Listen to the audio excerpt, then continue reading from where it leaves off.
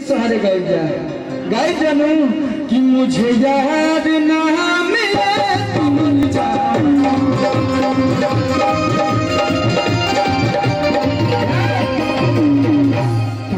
दिल की धड़कन में रहती हो। देखो ये कौन गाना आई पहले के लड़कों लोग में दोस्त हैं, हम घटिया हैं कहे के बाद हरे दिल भगवान बारे ब्यूटी बटोरी से होठवा बुझाला जैसे किरण भोर के। अगर लिपस्टिक देखा तेरे नो और का है ना मार के वाला बुझा तो मोर लिपस्टिक के फैक्ट्री बनावट में ठूस ले गई। हां सर अब कान में सुनेबे तो टाइम कम बचा हुआ है। हां प्रमोद जी प्रोफेसर बोलता है ये हो हर दिल भगवान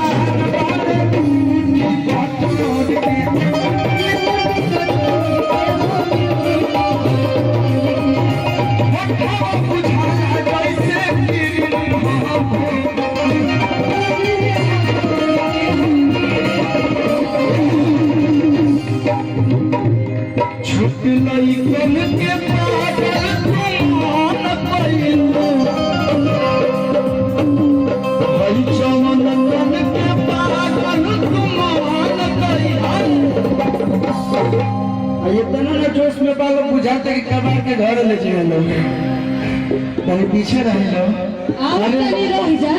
हमारा भैया लोग के पागल तू मान कइलो हमारा चाचा लोग के पागल तू मान कइलो।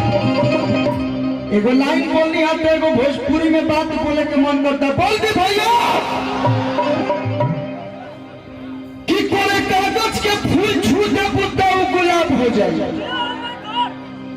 रह के अगर हार्ट अटैक नहीं दे रहा था काहे उठता रे बार लोग हो कि कोई कागज के फूल छूटे बुद्धा गुलाब हो जाए आराम से। अगर पानी में अमूरी दूर दे बुद्धा हरे हरे लड़कों के कहे निशानी हरे हमारे पापा अरे हई लड़कन के कहे तारा की कोनो बूढ़ा देखी तो करो नियत खराब हो जाएगा। अरे हमारा बाबा लोग के पागल तो मान कइलो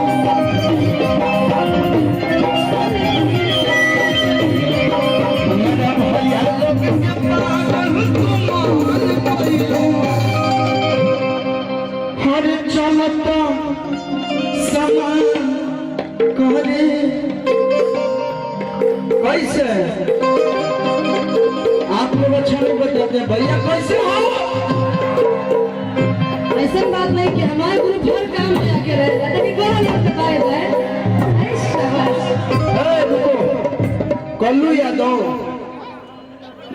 हम जानते हैं हमारा नाम के क्यों भाई नहीं कि हमारे नेता भाई बहन कल्लू यादव जौनपुर सुजीत चौधरी 1000 रुपए का पुरस्कार। अरे चलता अरे है समान करता तनी आवा होने ले सेंटर में रह सेंटर में आवा कैसे डांस थोड़ा बताओ चलता रहे कहाँ चल गए। चलता समान करता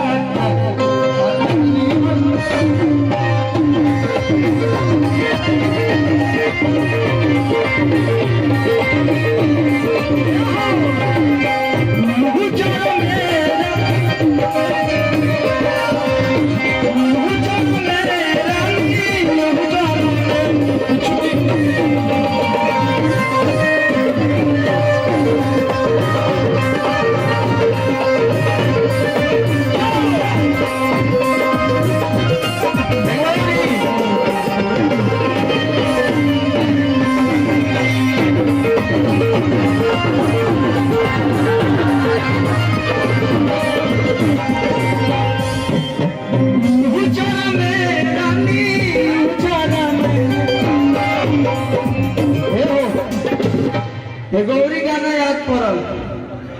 अरे ये गोहता के पीछावा से चूक राजा जी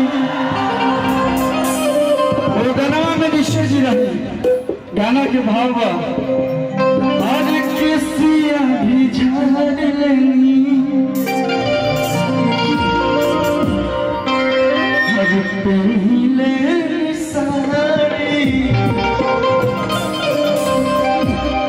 हरी लाली लगाई लेनी रूपवा सवारी किए गो होता ते अरे है पीछावा से चूक आप लोग भी गाते रहिए अरे ये गो होता ते पीछावा से चूक राजा जी लगाई दी बाबा जी राजा जी तो लगाई दी लगाई दी